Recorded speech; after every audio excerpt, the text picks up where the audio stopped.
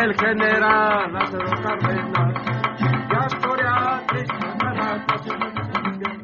La cátedra Lázaro Cárdenas tiene el sentido justo de recuperar todo el conocimiento en torno de las acciones de la vida del general Lázaro Cárdenas, cómo repercuten en la historia de la nación y cómo ahora nosotros pues muchas veces solamente disfrutamos de su legado, pero muchas veces no recordamos o entendemos de dónde se originaron todas esas ideas.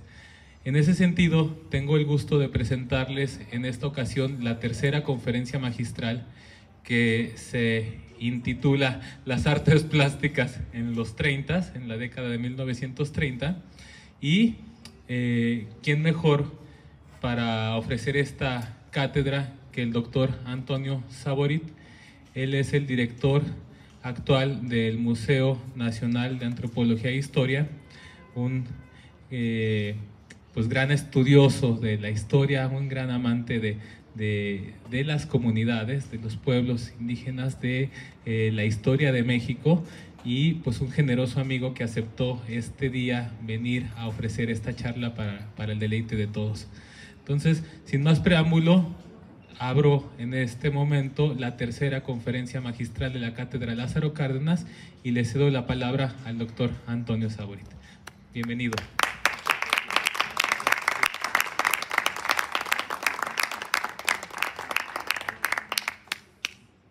Muy buenas tardes.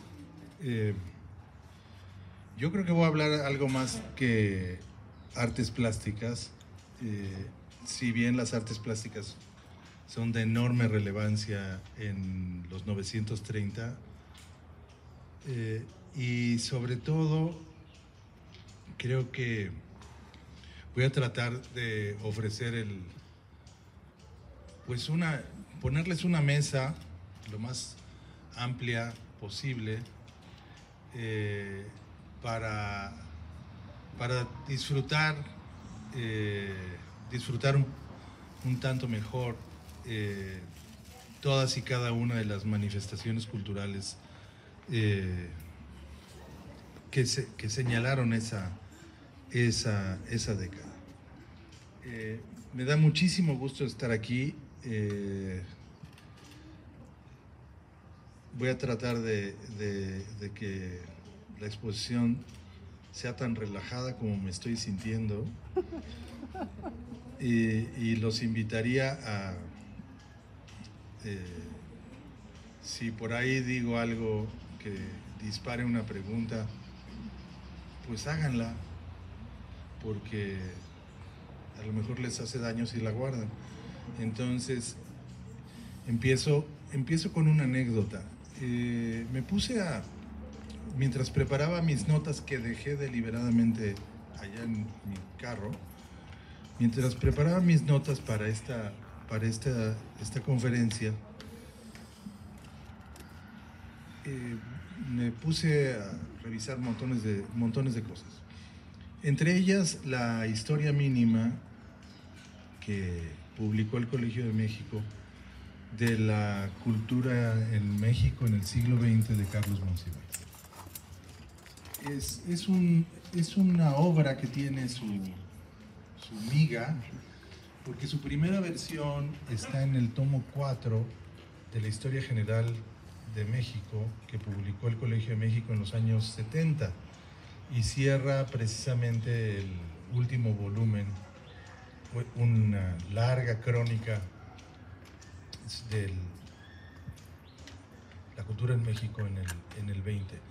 Y este manuscrito migró a la historia mínima, fue creciendo. Monsiváis no estuvo muy satisfecho con lo que había hecho ahí, y le fue incrementando datos, páginas y cosas así. Y ya cuando ya estaba enfermo y en realidad le costaba trabajo todo, justo estuvo trabajando en el manuscrito de esta obra con su amiga y editora Eugenia Huerta. Y revisando el índice del libro, pues noté una omisión muy interesante. Habla de la década de los 20, habla de la década de los 40, habla de la década de los 50, pero la década de los 30 no aparece. ¿Qué pasa? Esto está bueno. Esto me interesa. ¿Por qué no está la década de los 30? Como si está en estas otras décadas. Hace algún tiempo me invitaron a colaborar en una, si les cuento esto, les tengo que contar lo siguiente. Hace algunos años me invitaron a colaborar en un trabajo colectivo y a mí me pidieron precisamente la década de los 30 y la cultura en la década de los 30. Y no entregué. Contra mi costumbre, creo que es la única vez que no he entregado algo. Creo, a menos que haya alguien aquí que va a decir, no, yo, a mí no me entregaste eso. No, bueno, en ese caso era un grupo como de 6 colegas y pues no entregué. La verdad es que no entregué. Entre otras cosas, creo, porque no supe por dónde entrar. ¿Por dónde entrar a los 930? Mi primer trabajo serio, creo, fue en los 920 y lo disfruté muchísimo. Y trabajé varios temas y varios personajes y varias atmósferas de los años 20, pero no me sentía muy cómodo en los años 30. No sabía por dónde entrar. No, creo que esa es la clave, no saber por dónde entrar. Y voy a ensayar hoy a ver si me sale, a ver si logro al fin entrar a la década de los 30. ¿Por qué me parece tan difícil la década de los 30?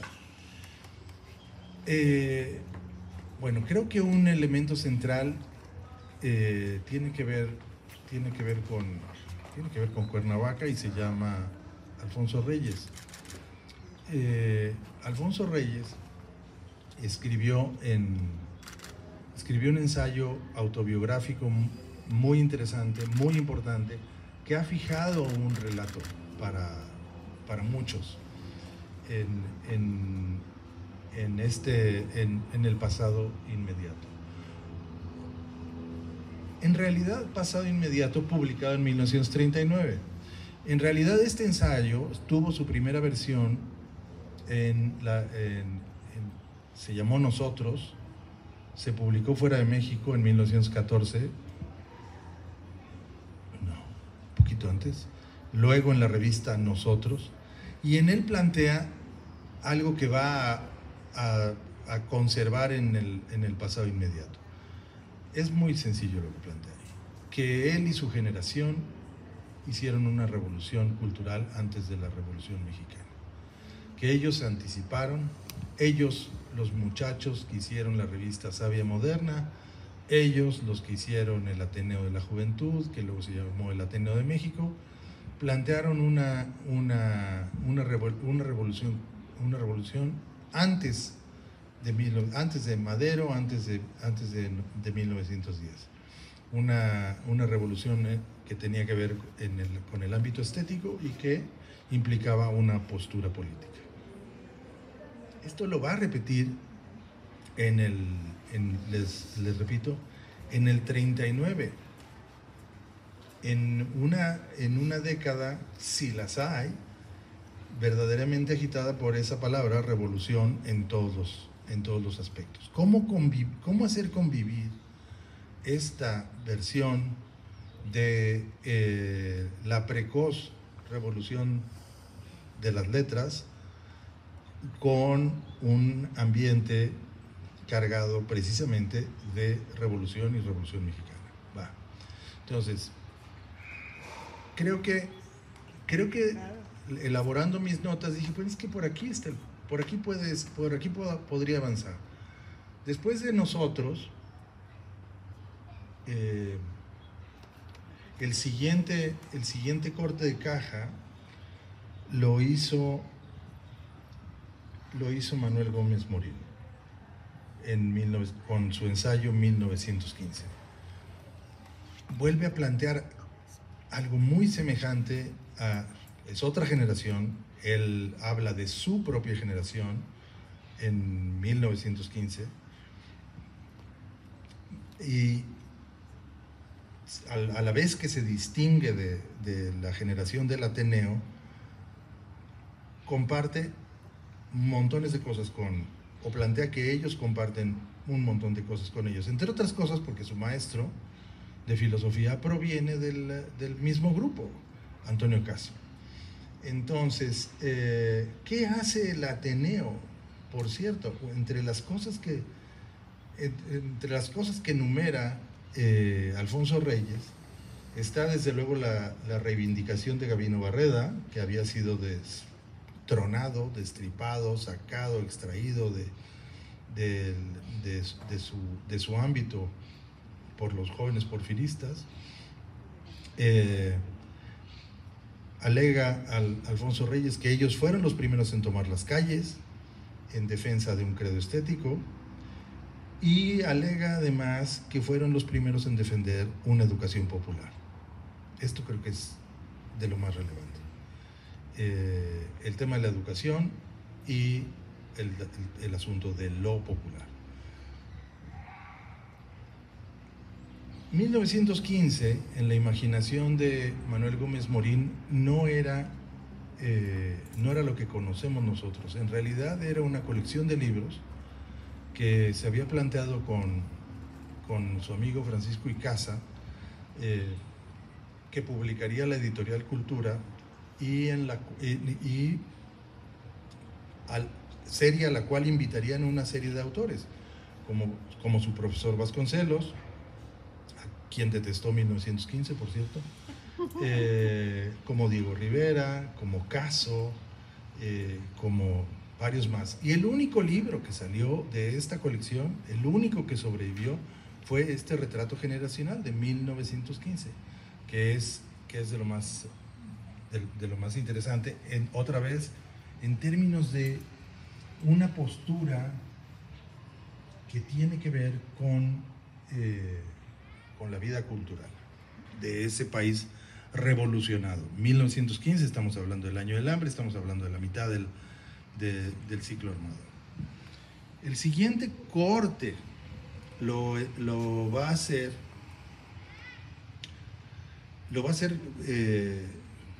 alguien muy importante en Savia Moderna y entre los ateneístas, Pedro Enrique Sureña.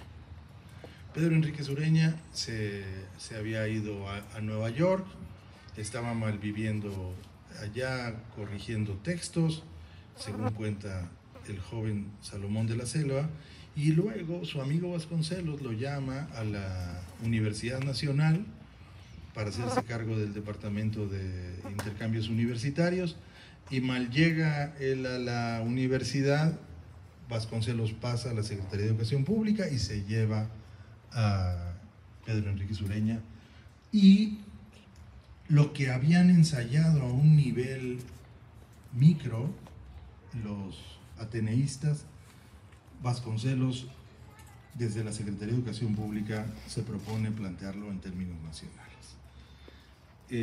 Está el tema, desde luego, de la alfabetización, está el tema de los libros y está el tema de los símbolos. Y ya vamos llegando a Pénjamo con esto.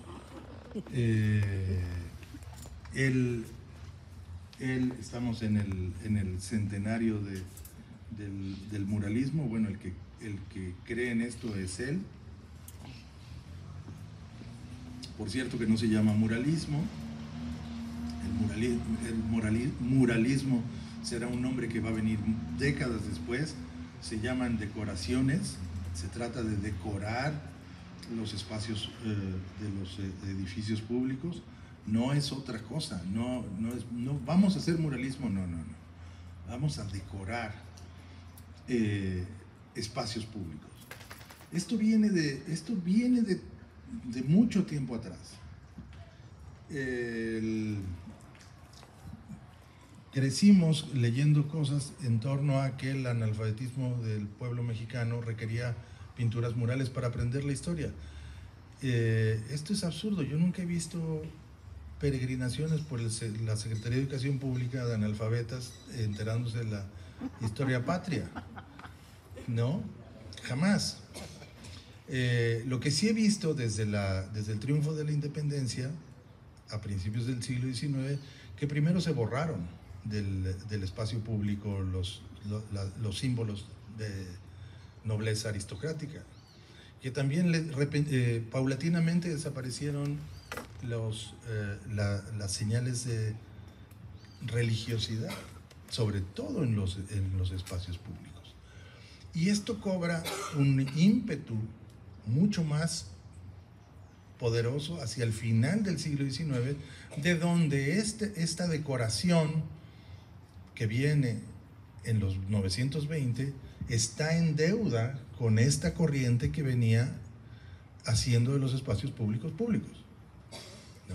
No espacio público para cierto credo, o no espacio público para cierta clase. Son espacios públicos, y en esos espacios públicos nos encontramos todos, como puede ser San Ildefonso, ¿no?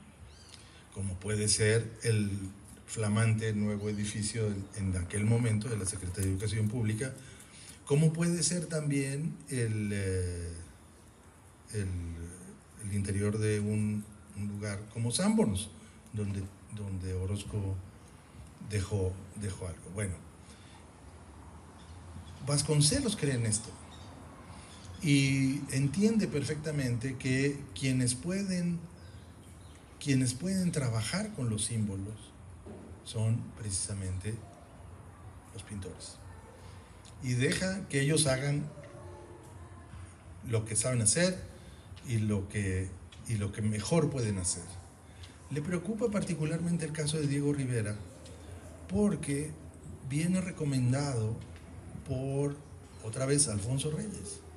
Alfonso Reyes es el que le dice a Vasconcelos: llévatelo de regreso a México y dale qué hacer. Y lo que empieza a hacer en la preparatoria son unas imágenes que pocas veces vemos, y que a Vasconcelos lo desconcertaron un poquito, y mejor lo mandó a viajar por el país, ¿no? Para que se acordara un poco del país, ¿no? Y a su regreso empezó a ensayar otro tipo de temas. Pero les decía, la otra versión es de esta vanguardia, aunque no usan la palabra vanguardia y estoy haciendo mal en usarla. Estos letrados, estos escritores y artistas que van adelante de la Revolución Mexicana, está, les digo, desde la segunda década del siglo, se reitera en la tercera, en los 920, y se va a reiterar en los 930 con el pasado inmediato.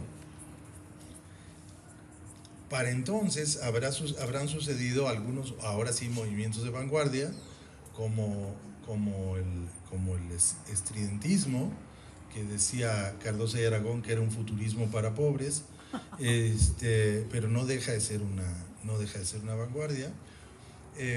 También había ocurrido algo interesante en la música, por supuesto, en la literatura. Había sucedido. Mariano Azuela no solo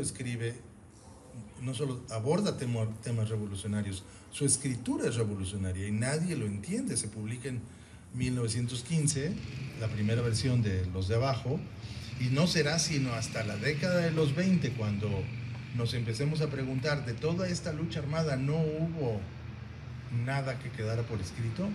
Y por ahí alguien se acuerda que en la colonia Guerrero, vive un doctor que publicó una novela que se llama Los de Abajo y que versa precisamente sobre el asunto, y van a buscar a Mariano Azuela. Pero Mariano Azuela ya hizo una revolución en su propia persona y ahora está escribiendo otro tipo de novelas, igualmente revolucionarias, con personajes urbanos, producto de la incipiente industrialización de la vida en México, como es la malora, por ejemplo. Él ya no quiere nada con la Revolución Mexicana y lo vienen a arrastrar al tema de la Revolución y dicen, no, déjenme en paz. Yo ya hice esta cosa, ahora yo estoy haciendo esta otra cosa. Empiezan a aparecer escritores también muy interesantes, emanados de la propia revolución, como Rafael F. Muñoz, que estuvo en, y que va a tener un lugar destacadísimo en los 930, pero destacadísimo. Autor de dos novelas centrales, Se llevaron el cañón para Bachimba y Vámonos con Pancho Villa, que va a ser adaptada, la primera gran producción cinematográfica mexicana es Vámonos con Pancho Villa, ¿no? Pero en nuestra década, y que tiene que ver con artes plásticas, por cierto, porque tiene una fotografía de lo más interesante además. Para finales de la década de los 20 aparece una nueva revista que se llama Contemporáneos. Esta revista aglutina a un conjunto de jóvenes, casi todos ellos habitantes de la Ciudad de México. Goza con cierto estipendio gubernamental para sobrevivir. Y en el primer número, un escritor que se llamó Antonio García Maroto escribe sobre el muralismo. Y el muralismo, y sobre todo Diego Rivera. Y Diego Rivera aparece ya ahí, en ese momento, como el facilitador, el que creó el movimiento, al que se le ocurrieron las cosas, el que hizo absolutamente todo. Hace unas semanas publiqué una carta de José Clemente Orozco, dirigida a un artista norteamericano, Walter Pack, que estuvo en México en 1921. Entonces se hicieron amigos. Ahora voy a hablar de Walter Pack. Y truena contra Diego Rivera. Dice, ahora resulta que este es el creador del muralismo. No es cierto, es absolutamente falso. Todo se lo debemos. El gran promotor de toda esta historia se llama José Vasconcelos. No hay otro. Él nos dio dinero, él nos dio tiempo, él nos dio el espacio. Más aún, al año de estar trabajando en los murales se empezaron a vejigar. Se empezaron a caer. Obviamente no sabían pintar murales, no sabían hacer pintura mural. Pasa la historia como que Jesús Guerrero fue el que trató de incorporar mucílago de maguey a la elaboración de los frescos y que por eso salieron mal, en fin, una serie de cosas. Y dice Vasconcelos, dice Orozco, a mí me dio todo su apoyo Vasconcelos y durante un año me dediqué a experimentar y experimentar y experimentar hasta que logramos por fin fijar el fresco como debe ser, porque no se sabía hacer esta pintura en México, nadie la practicaba. Y no solo eso, Diego Rivera se puso a destruir murales. El primer mural, dice Orozco, que merece ese nombre, es el mural que pintó uno de los murales que pintó Jean Charlotte en el edificio de la Secretaría de Educación Pública, que está en el cubo de una escalera. Ese lo quiso destruir, estaba muerto de envidia, Diego Rivera. Sí destruyó otro. Del otro sabemos cómo era porque Tina Modotti le sacó una fotografía a ese mural, pero Diego Rivera lo destruyó. Es un palo de mayo con un globo. Bueno, ese lo mandó destruir y nos hubiera destruido todo, dice Orozco. O sea, hace un balance de la década de los 20 muy interesante, muy interesante, y puntual, y mete en un problema a Walter Pack. Para ese momento, entonces, Diego Rivera va a salir del país y va a empezar a pintar murales en Estados Unidos. Es bien interesante. Se va primero a San Francisco, espero no equivocarme, luego se va a la ciudad de Detroit y luego se va a la ciudad de Nueva York.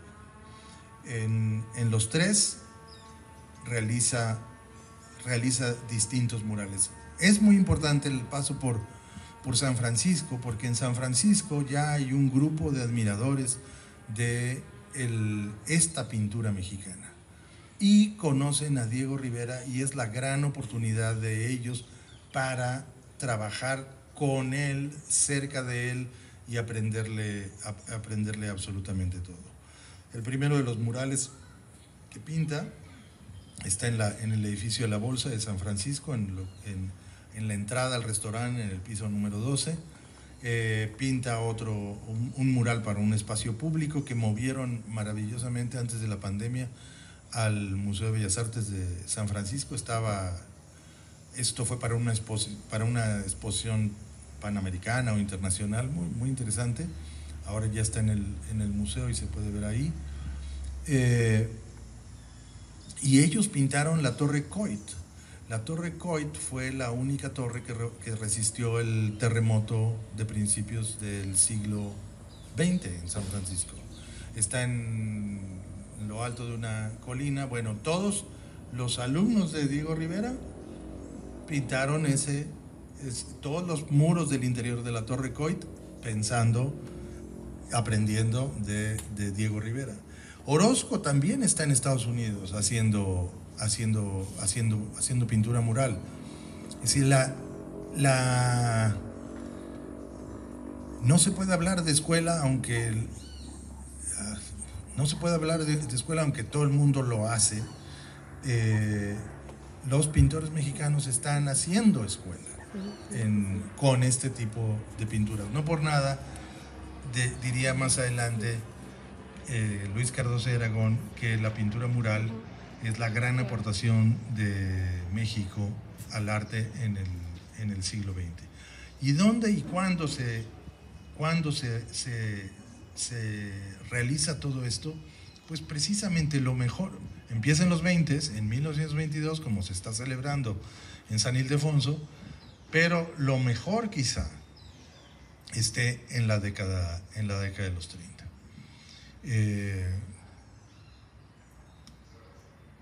Para mí igual suscribo aquello de que los tres grandes son dos. Orozco, me encontré hace también preparando las notas para esta sesión, me encontré una noticia que me dio mucha alegría y pues ya me complicó la vida, porque mi pieza favorita de Orozco está en Guadalajara, en el Hospicio Cabañas, El Hombre en Llamas, que es lo que está en la cúpula del Hospicio Cabañas. Bueno, pues resulta que me encuentro una nota de 1937, una nota de periódico, por cierto, firmada por Luis Cardoso de Aragón, en la que reporta que José Clemente Orozco va a pintar el domo de lo que conoceremos como el Monumento de la Revolución Mexicana. Dije, caray, esto no lo había visto yo en ningún lado. Algo semejante, así en emoción, fue cuando conocí la pieza de Germán Cueto, que presentó al concurso. Germán Cueto, escultor, se abrió un concurso para crear un monumento a la Revolución Mexicana. En el sexenio de Lázaro Cárdenas, Germán Cueto presenta una pieza, existe, es hermosísima, por supuesto no ganó, y pues se decidió rehabilitar el espacio, el esqueleto de aquel palacio legislativo que quería construir Porfirio Díaz en la Ciudad de México. Bueno, para ese Orozco iba a pintar el domo. Entonces pensé, Bueno, en ningún lugar está. En ninguna biografía de Orozco está este dato. Me llama. Ahora, eran 3, 2, sí. Eran 3 y no 2. Eran los 3 grandes son 2. Acuérdense eso. Orozco. No hay más. Les hablaba de Walter Pack. Walter Pack es un artista, crítico, profesor, académico norteamericano, nacido a finales del siglo XIX, murió en la segunda mitad del siglo XX. Conocía a todos, trabajó con todos y hablaba español. Esto es muy importante. Muy importante. Hablaba español. Pedro Enríquez Ureña coincide en Berkeley con él en 1920. Walter Pack está dando un curso sobre arte español y le fascina el curso a Pedro Enríquez Ureña, y cuando Vasconcelos invita a Pedro Enríquez Ureña a la universidad, lo primero que viene a la mente de Pedro Enríquez Ureña es: voy a invitar a Walter Pack a que dé un curso a la Universidad Nacional. E invita a Walter Pack a dar un curso sobre pintura moderna. Sobrevive el cuaderno de Walter Pack, lo pueden consultar en internet, no tiene ciencia, de pronto podemos sonar muy enterados. Es muy sencillo, se meten al archivo Walter Pack y ahí van a encontrar su cuadernito, están todos sus apuntes de todas las sesiones, su cátedra inaugural y todo lo demás.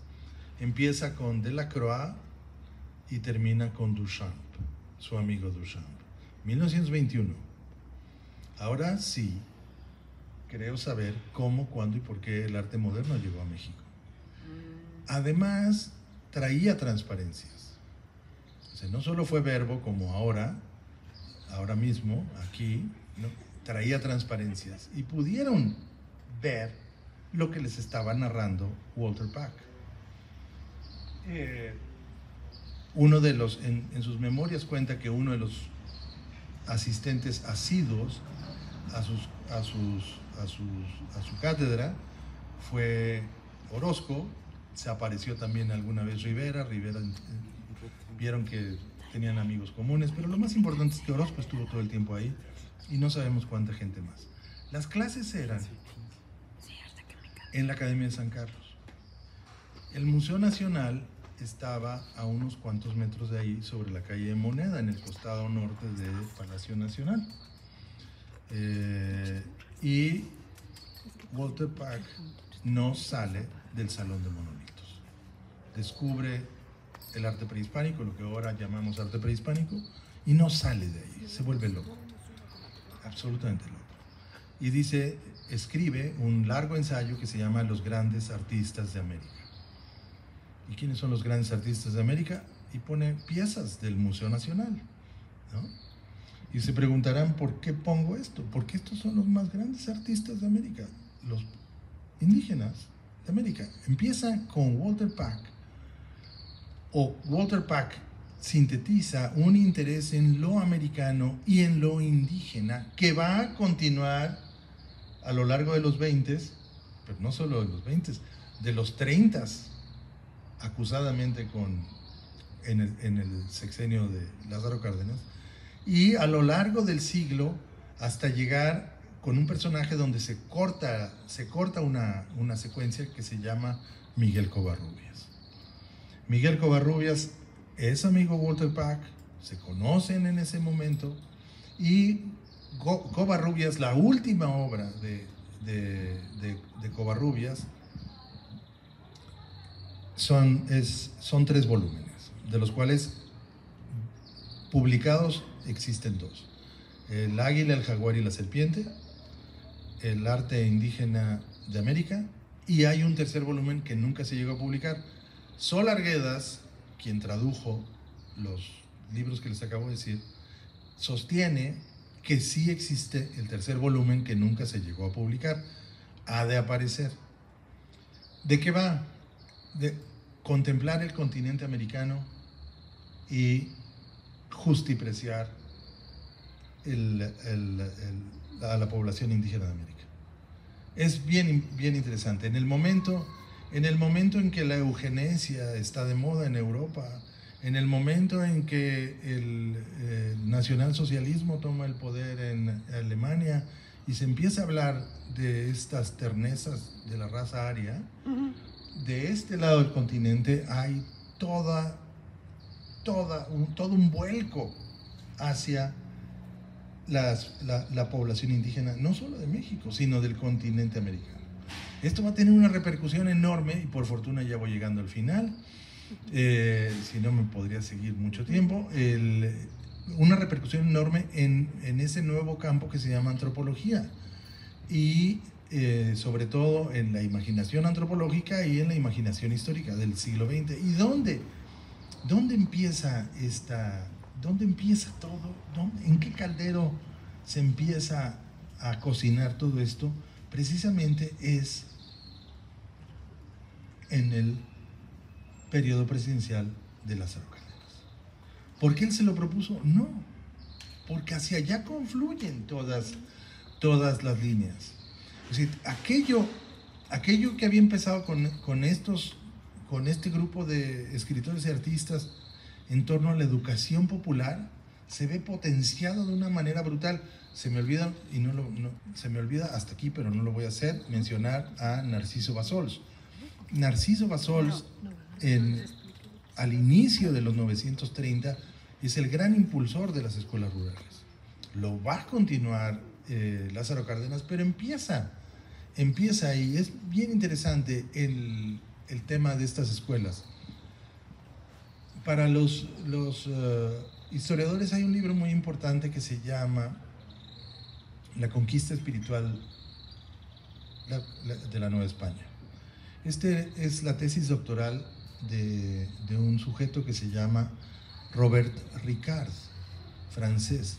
Cuando acabó de escribir el manuscrito, obtuvo una beca para venirse a vivir a México en 1929 a una institución que se llamó la École du Mexico, la Escuela de la Ciudad de México, que no existía como escuela ni como institución, era el nombre que le dio Paul Rivet al asunto, y gracias a esta École du Mexico, año con año, hasta el 36, vinieron una serie de estudios franceses a hacer una estancia larga de estudio a México, a sus bibliotecas, a sus archivos. Robert Ricard estudia el tema de la evangelización y no por casualidad le llaman poderosamente la atención las escuelas rurales, y escribe un enorme ensayo en la revista de los americanistas de París, Le Journal des Americanistes de Paris, dedicado a las escuelas rurales, con fotografías de él. Es decir, él está viendo en esto que se impulsa desde Calles, desde el cuatrienio de Calles, está viendo algo semejante a lo que estudió él en el siglo XVI. Por supuesto, va a venir, les decía, Narciso Bassols, y va a impulsar aún con más ahínco esto, acompañado de una publicación central para todos los profesores que se llamó El Maestro Rural. Yo sé que no me lo van a creer, pero Salvador Novo trabajó en esa revista. Pensarían que Salvador Novo, La Venadita, todo lo que ustedes quieran agregarle, ¿qué hace aquí? Tenía su predilección, eran los militares, no los indígenas. ¿Qué diablos está haciendo? Bueno, dirige mucho tiempo El Maestro Rural, y la revista se publica a lo largo de los 30. Yo no sé cómo no existe una edición facsimilar del Maestro Rural. Es una revista ineludible para entender la década de los 930. Entre otras cosas, va dirigida a los profesores. Y tiene que ver con marionetas, con música, con actividades escolares.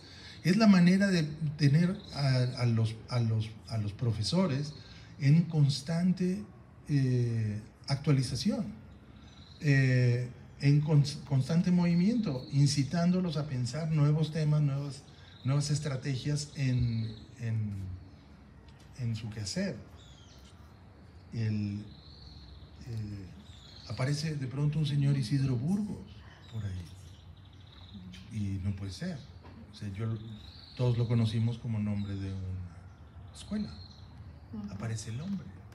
Por cierto, aparece novísima la escuela en Ayotzinapa, una foto aérea de la escuela en Ayotzinapa, y no lo acaban de creer, el espacio que era aquello. Ahí se creó, de allá viene, y hemos perdido completamente el contacto con toda esa raíz.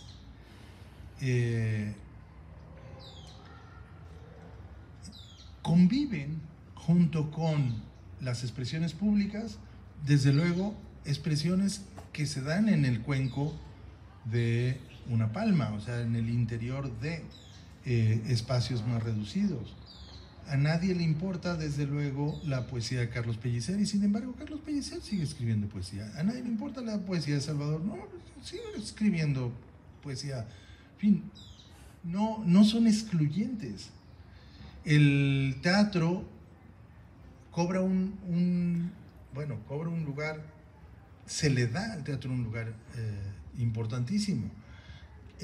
¿Quién está detrás de esto? Pues un montón de sujetos, desde escritores y artistas que alientan con sus propios medios la creación de espacios teatrales, como puede ser el Teatro Ulises a finales de los 920, hasta la creación de otro tipo de espacios como el Teatro Orientación, en donde ya aparece el interés del Estado en esto. Por el otro lado, hay una intensa vida teatral en las carpas, y se reconoce y se festeja y se celebra y se aprende de ese teatro, y se busca llevar al teatro al lugar que había tenido en algún momento en México en el siglo XIX. ¿Y quiénes están ahí? Pues algunos de los nombres que he mencionado. En el cine, la primera ronda de cine elaborado desde la Secretaría de Educación Pública tiene que ver con una bonita tradición mexicana cinematográfica, que es el documental. No voy a hablar de Redes, porque ustedes conocen muy bien Redes, pero también es parte de este espíritu.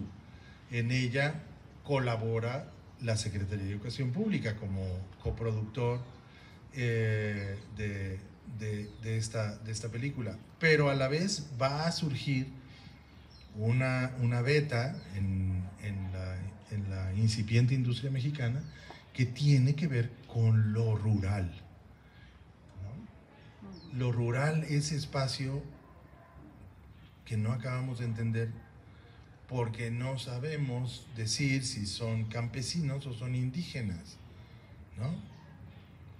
¿Que no podemos decir las dos cosas?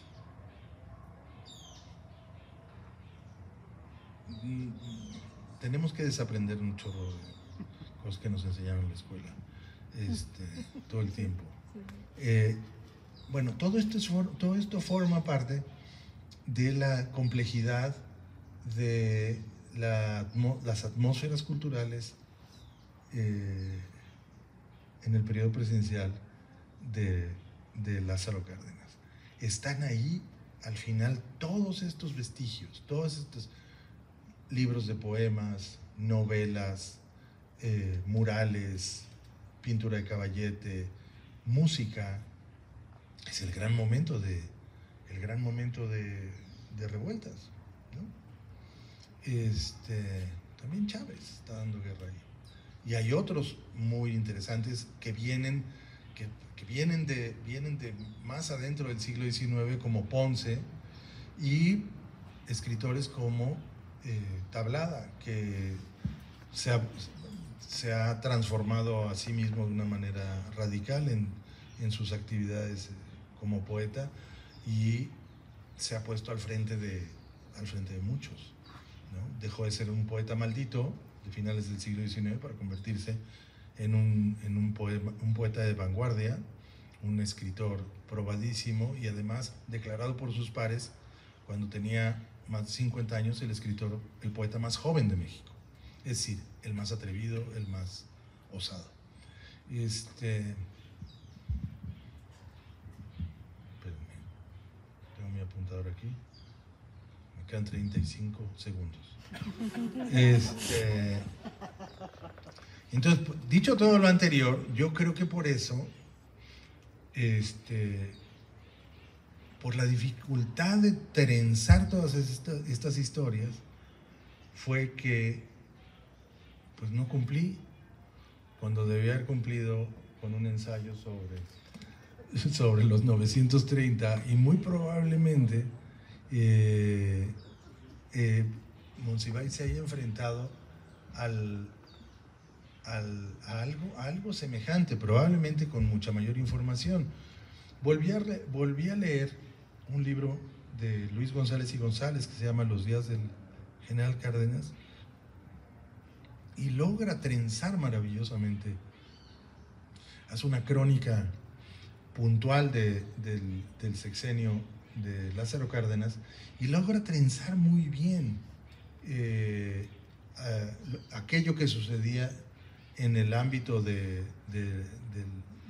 la cultura y la política cotidiana en el periodo. Pero todavía faltan muchas cosas por decir. Entre ellas, por ejemplo, la decisión de crear un espacio como el Instituto Nacional de Antropología e Historia en 1939, a la vez que existe una Sociedad Mexicana de Antropología. ¿Qué diablos es eso? ¿No? ¿Por qué eso? ¿Por qué en ese momento? ¿Por qué en esos términos? Yo creo que tengo más preguntas, pero no tengo respuestas en este instante para resolverlas. Pero hay una intensa discusión en Pátzcuaro en 1938, si no me engaña la memoria, que lo hace con frecuencia, sobre el tema, y sobre el tema del,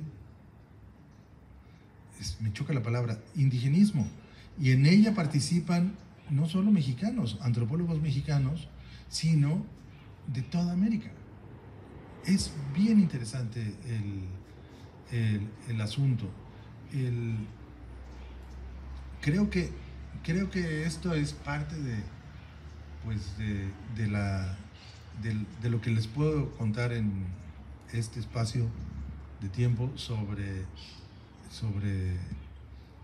la vida de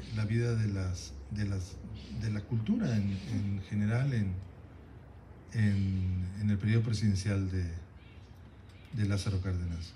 Desde luego, creo yo que las manifestaciones más logradas, las manifestaciones más complejas, quedan en el espacio de las artes plásticas, que no solo es muralismo, por cierto, sino también fotografía, por ejemplo. Pero si no hubiera nada más, solo con la evidencia de la actividad de los pintores en los muros, tendríamos para hacer una fiesta y estar muy orgullosos de ese legado y de las preguntas que nos siguen lanzando hasta ahora, hasta nuestro presente. Ahora les toca a ustedes hablar.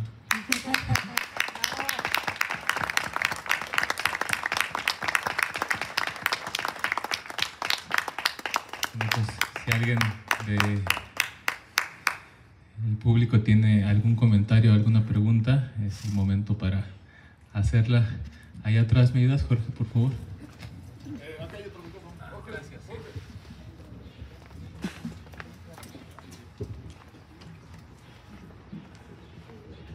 Investigando sobre la vida de Manuel Castillo Negrete, fundador de la Escuela Nacional de conservación, estamos en la geografía, Manuel Castillo Negrete, me encontré que en 1930 invitan a Diego Rivera a dirigir San Carlos y precisamente es combatido a morir. No aceptan que los planes de estudio sean tan rígidos que evita que la gente que entraba a trabajar ahí desde la secundaria ya no tenía cabida. Los talleres los impulsa de una manera muy diferente y el líder en ese momento, que era como estudiante de arquitectura, Manuel Castillo Negrete, arma Tramanda Sacapela y lo quitan como director de San Carlos. Eso lo aprendí en un artículo de González Melo y se me hizo interesantísimo toda esta parte, cómo Diego Rivera realmente ya está quemado en sus carnitas a esa edad, a ese momento, ¿no? Y con respecto a lo que decías de la mala técnica que traía, él parece que, bueno, se pasa más de 20 años en Europa, desconectado totalmente de lo que es México, totalmente europeizado, y cuando le dan la consigna de que pinte algo en el anfiteatro, en la preparatoria, no tiene ni idea de lo que es México, y entonces utiliza una técnica que trae de Europa, de la encáustica, y que uno de los que le enseña a hacer la encáustica es Jean Charlot, precisamente, ¿no? Y que, como tú dices, nada tiene que ver con la realidad mexicana, y es espantosa. Si no te lo explican quiénes son esas mujeronas y qué significa, no tienes idea de por qué pintó el Paraninfo y por qué eso está considerado como su entrada a México, pero el señor está totalmente europeizado, ¿no? Y otra cosa que a mí se me hace interesante es que Alfredo Ramos, junto con otro personaje, creó la escuela de pintura al aire libre.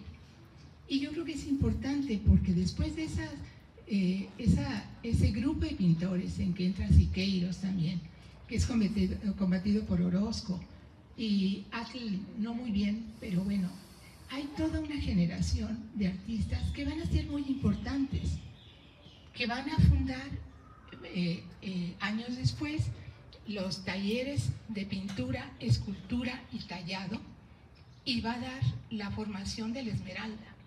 Y yo creo que ahí comienza una generación muy importante para esta época, junto con el taller de la gráfica popular, que yo creo que mucho de lo que se refugia como una manera de combate y una institución plástica extraordinaria y además editorial es el taller de la plástica, ¿no? Entonces, nada más eso.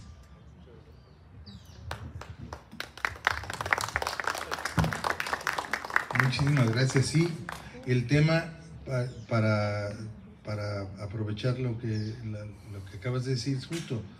Es decir, hay cualquier cantidad de organizaciones de artistas que se asumen y andan por el mundo de izquierda, como la LEAR, ¿no? Pero a la vez tienes este otro discurso de los letrados que dicen ser más revolucionarios. Es bien interesante creo este asunto. Quería traer para hoy, pero se me hizo ojo de hormiga, un libro que acaba de salir. Lo publicó la Universidad Iberoamericana. Les voy a contar rápido la anécdota. Es un libro que trae 20 fotos en un sobre y el libro propiamente dicho. La anécdota es la siguiente. Teresa Matabuena, o Tere Matabuena, la jefa del archivo de la Universidad Iberoamericana, revisando uno de los fondos, encuentra una carpeta con estas fotografías. Estas fotografías son ostensiblemente son en blanco y negro y ostensiblemente son pinturas murales y son de tema infantil. Probablemente sean de una escuela, probablemente. Y le debemos a la curiosidad de Tere, que no se quedó contenta con el asunto, sino que se puso a averiguar qué diablos era eso, a qué escuela corresponde esta obra mural. para no hacer la historia innecesariamente larga, terminó convocando o reuniendo a un grupo de especialistas.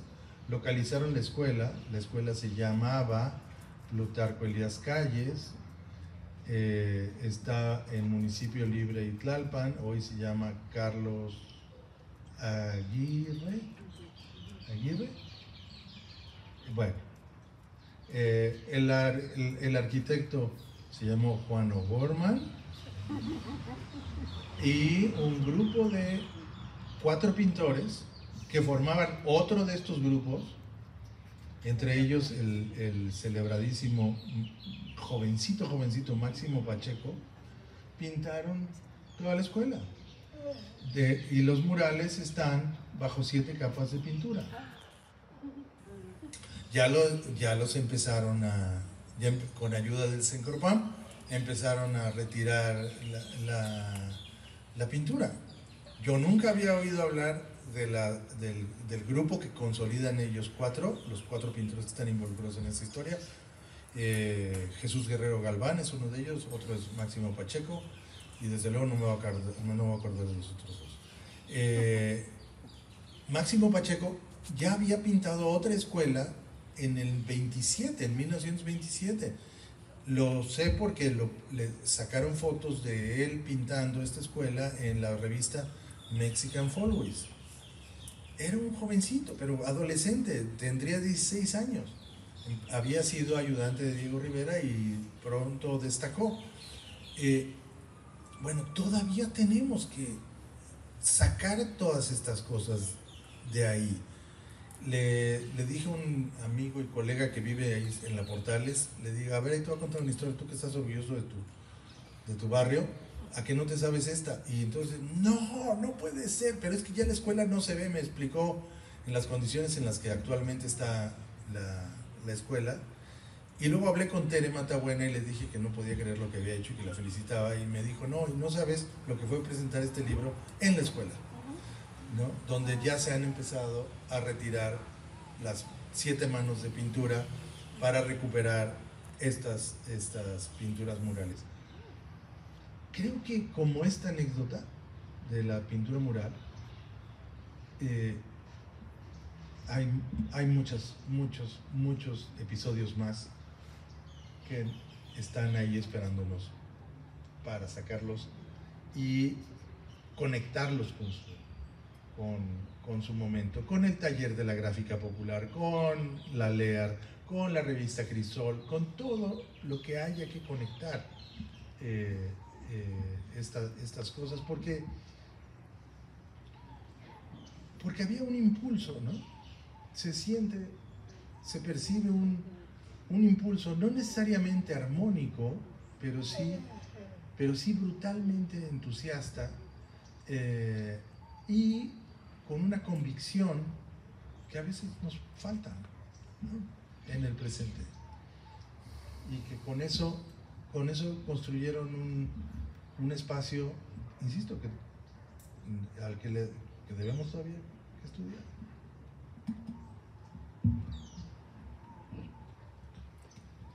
No puedo hablar. Escúchenos de atrás. Ahí viene el micrófono. Hola, muchísimas gracias. Me siento muy emocionada de escuchar a Toño Saborit con todo lo que nos ha comentado sobre las artes en los 30, que a fin de cuentas no es más que la etapa post-revolucionaria, pero sobre todo esta historia en la que no hay buenos y malos, en la que es un proceso, en que si juzgamos a Morín de una manera o a Vasconcelos de otra y los marcamos como revolucionarios o contrarrevolucionarios, nos vamos perdiendo una parte importantísima de nuestra historia. No podemos contar una historia con tantos dogmas. Por eso me encanta esto que he escuchado hoy. Estoy muy, muy emocionada y gracias.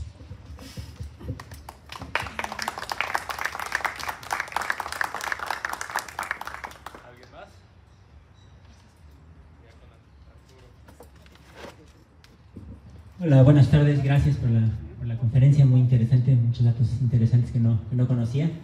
Yo soy guía de turistas aquí en el estado de Morelos y también de algunos tours en lo que es la Ciudad de México, el Estado de México, y bueno, justo apenas acabo de ir a Bellas Artes y justamente a ver unos murales de Diego Rivera y precisamente de Orozco y bueno, también de...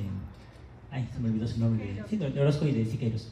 Pero bueno, lo que quería comentar es que justo aquí en Morelos tenemos un tesoro oculto, lo que usted comentaba ahorita del mural cubierto por siete capas de pintura. Hay un lugar en Jutepec, en el municipio de Jutepec, que es aquí cerquita, que se llama La Redonda, que es una casa que perteneció a Diego Rivera, y en el interior de esta casa existe una obra de arte en pedrería, en mosaico, de figuras de animales, básicamente, y se dice que es la casa que habitó con Lupe Marín, ya hacia el final de sus días, antes de morir. Bueno, poco antes, digamos, no sé exactamente los datos, pero sí, es una casa que él tenía aquí en Jutepec. La cuestión es que esta casa está actualmente en propiedad de la empresa Nissan. Resulta que Nissan la tiene y bueno, yo alguna vez entré, pero pues realmente no permiten que nadie entre, ajeno a la empresa entre, ¿no? Entonces lo que quería comentarles es que justamente, bueno, esta casa ha sido intentada, bueno, el Ayuntamiento de Jutepec la intentó recuperar hace algunos años, nada más que, pues sí, no prosperó en su momento las gestiones y bueno, a la fecha la verdad es que no sé si haya algún tipo de intento por retomarla o por cuando menos abrirla al público. Entonces, bueno, nada más quería darle a conocer ese caso, no sé si usted lo conocía, pero si gusta, con todo gusto le puedo mandar tengo información al respecto, que de hecho un amigo que trabajaba en el Ayuntamiento de Jutepec hizo toda una recopilación al respecto, entonces con todo gusto se la puedo hacer. Muchas gracias. Debe ser si es el final de la vida de Diego Rivera, ya no es Lupe Marín. Debe ser otra persona, y si es de pedrería también corresponde a una etapa posterior. La pedrería la empezó a utilizar Diego Rivera, digamos que se aplica con escritores, pero con pintores no sé cómo se diga. No sabía utilizar las comillas, ¿no? Entonces Juan O'Gorman la utiliza en la Biblioteca Central. En su autobiografía explica maravillosamente cómo, cuándo y por qué utiliza ese material. Luego lo va a usar Diego Rivera en la fachada del Teatro de los Insurgentes, ¿no? Pero el primero que lo usa es Juan O'Gorman. Debe ser el final de la vida de Diego Rivera, pues es muy interesante. Pues lo único que hay que hacer es armar un expediente y armarse de diplomacia, ir a hablar con Nissan y decirle, oiga, ¿saben que tienen ahí algo maravilloso? ¿Por qué no hacen algo con eso, no? Que no sea destruirlo, desde luego, y ya. Yo creo que eso podría prosperar.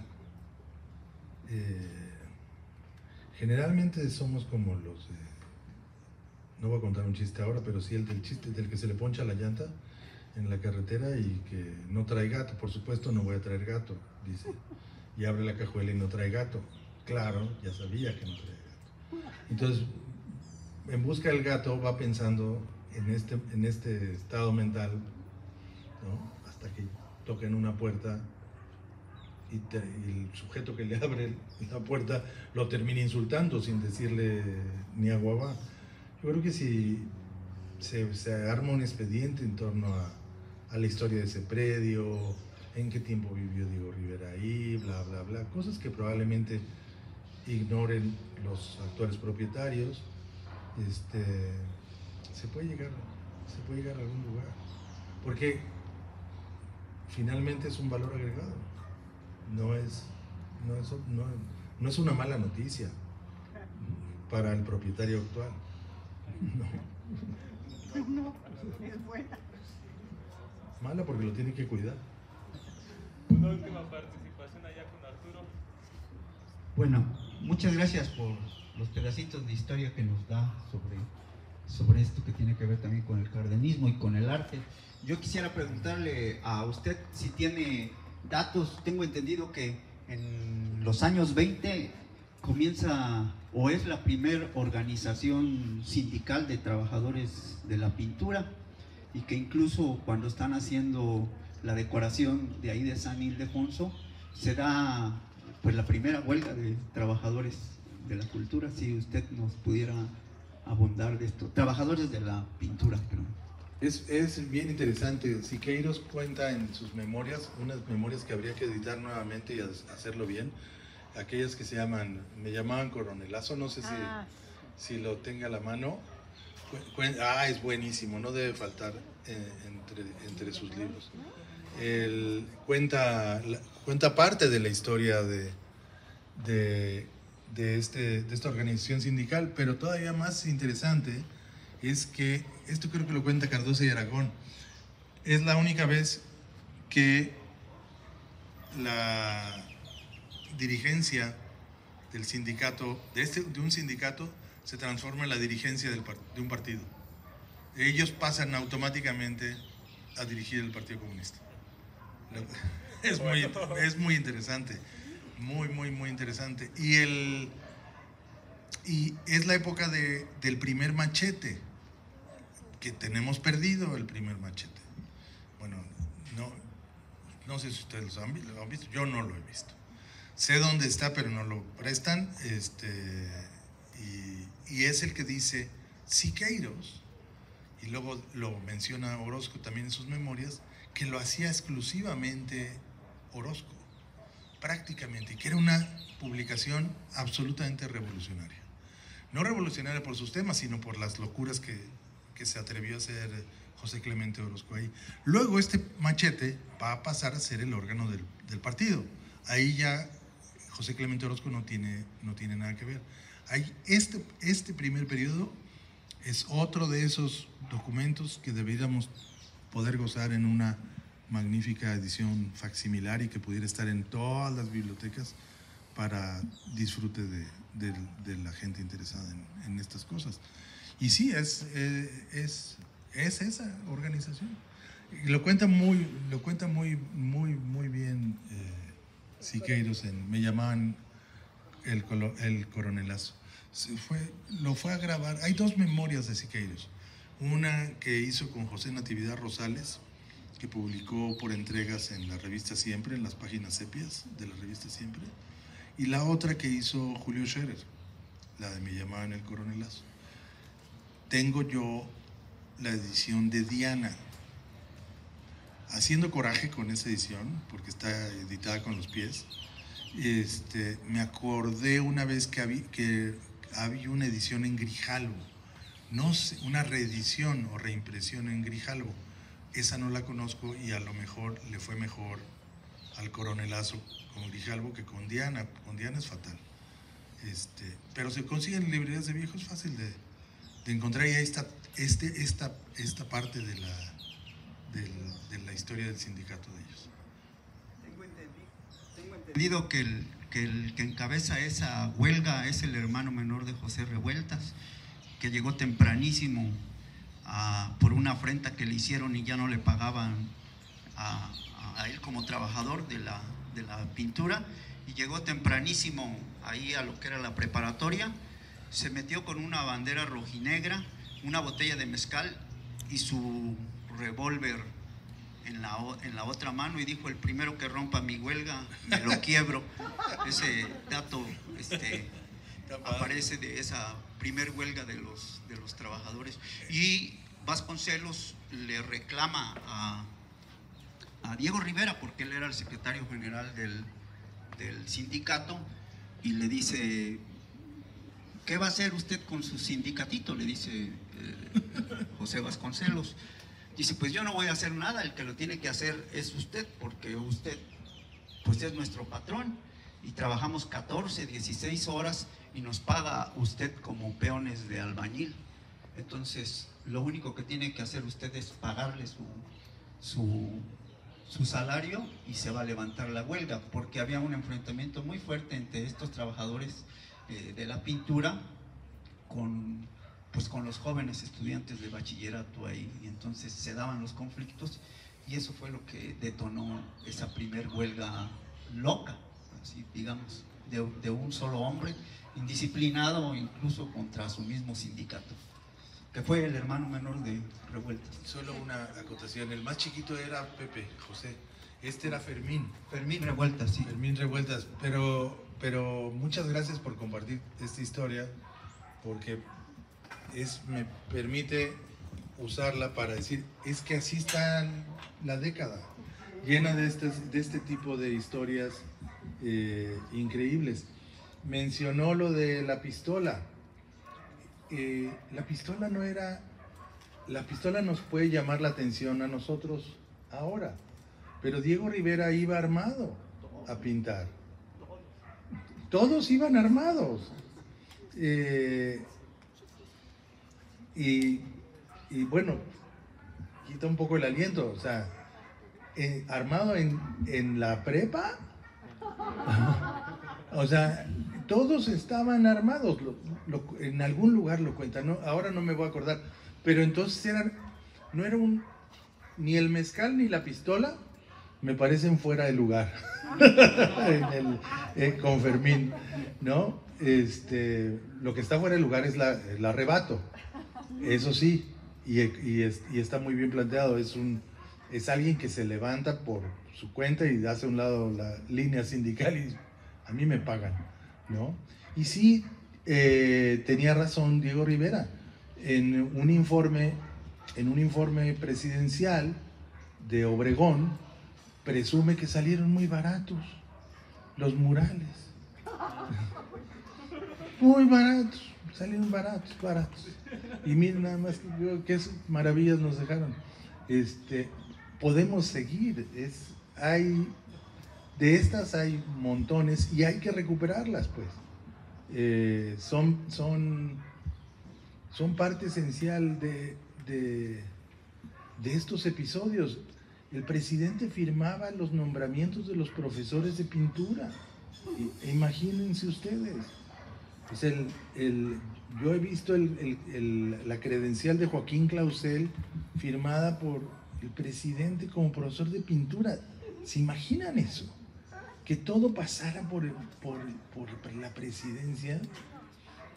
Hay un momento muy interesante al principio de los años 30 que tiene que ver con un conflicto con unos rusos, fotógrafos, y que pusieron una fotografía ahí tal vez cerca de Madero, de la calle de Madero, en lo que hoy llamamos el centro. En esa época era lo único, no era el centro. ¿Y qué están haciendo estos fotógrafos rusos? Pues están haciendo fotos para credencial. Se empieza a credencializar a la gente. Tómala. Y se quejan los fotógrafos mexicanos que estos están haciendo eso, están llevando la tajada del león. Digamos, ¿quién publica todos los libros de derecho? Porrúa, ¿verdad? Ah, pues de algo semejante. Estos, ¿por qué ellos tienen eso? ¿No? ¿Por qué estos rusos están? Oigan, defiéndanos, entren, quítenles a estos extranjeros, nos están haciendo nuestras fotos para nuestras credenciales, siquiera que sean mexicanos. Es bien interesante. El Estado empieza a credencializarse, ¿no? A identificar a sus ciudadanos de alguna manera, al menos en deseo. Claro. Es bien, todo es parte de este momento. ¿Cómo decía Cárdenas? Hay que mexicanizar al indígena, no hay que borrar al indígena, no hay que apartar al indígena, hay que mexicanizar al indígena. Bueno, cuando se estaban haciendo las credenciales, se estaban mexicanizando a todos. Es un caldero lleno de enseñanzas, de historias muy interesantes, y que produjeron muchos archivos, ¿no? Y esos archivos corren peligro de desaparecer, porque muchas veces esos archivos están en manos de muy responsables particulares que los han ido pasando de mano en mano, y que cualquier día se lo lleva el carro en la basura, ¿no? Y todas estas historias son nuestras y nos dicen muchas cosas de nosotros. Oigan, qué pacientes son, de verdad. Se pasan. Muchísimas gracias por esta sesión.